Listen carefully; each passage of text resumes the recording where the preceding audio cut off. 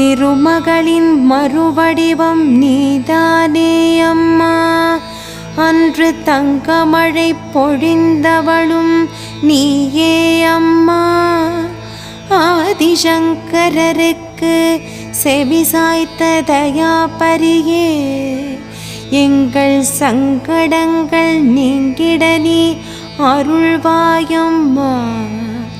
கோதை நாச்சியாரே துயிலெழுவாய்.